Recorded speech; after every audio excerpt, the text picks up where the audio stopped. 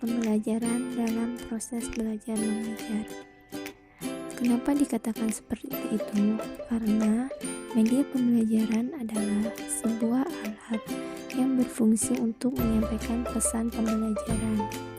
Menurut Undang-Undang Republik Indonesia Nomor 20 Tahun 2003 Pasal 1 Ayat 20, media pembelajaran merupakan salah satu komponen pendukung keberhasilan proses belajar mengajar. Fungsi media dalam pembelajaran yaitu 1. Sebagai alat bantu untuk memperjelas pesan yang disampaikan guru.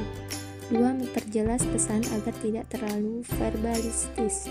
3. Mengatasi keterbatasan ruang, waktu, tenaga, dan daya indera, menimbulkan gairah belajar, interaksi langsung antara murid dengan sumber belajar.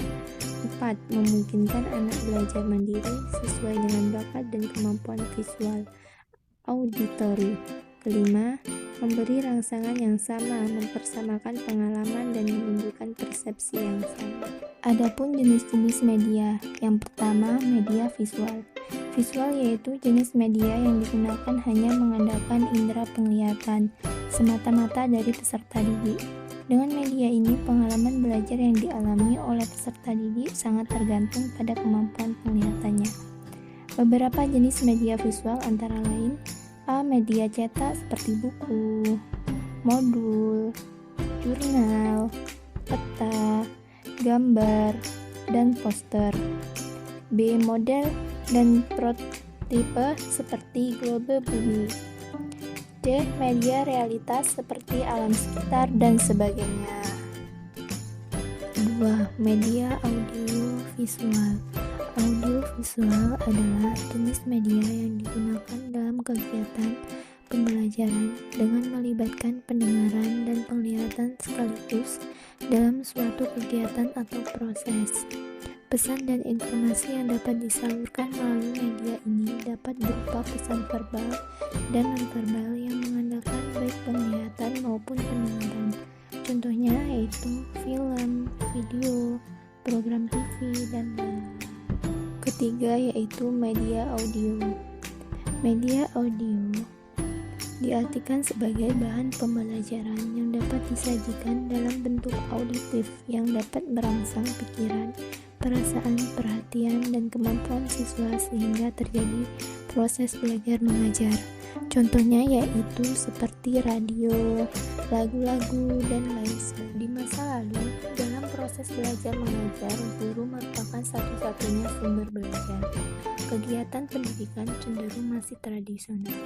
Contohnya yaitu dalam berhitung masih menggunakan lidi, namun sekarang sudah menggunakan kalkulator. Dalam mengartikan bahasa Inggris masih menggunakan kamus bahasa Inggris, namun sekarang sudah menggunakan alfalin. Kemudian dalam proses belajar mengajar, guru menggunakan media buku, namun sekarang sudah menggunakan laptop yang berisi seperti video, film, dan PPT atau PowerPoint.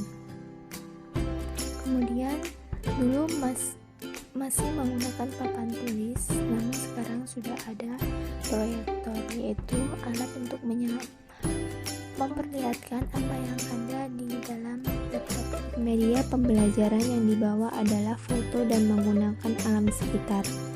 Misalnya foto kucing, pemandangan, dan lain-lain. Anak-anak disuruh mendeskripsikannya. Kemudian dengan alam sekitar, misalnya yaitu ruang kelas ataupun tempat sebangkunya yang dideskripsikan. Jadi, anak-anak tidak terlalu monoton dalam proses belajar mengajarnya dan tidak membuat anak merasa bosan, karena di setiap kita mengajar selalu berbeda dalam menggunakan medianya sehingga dapat tercapainya tujuan pembelajaran.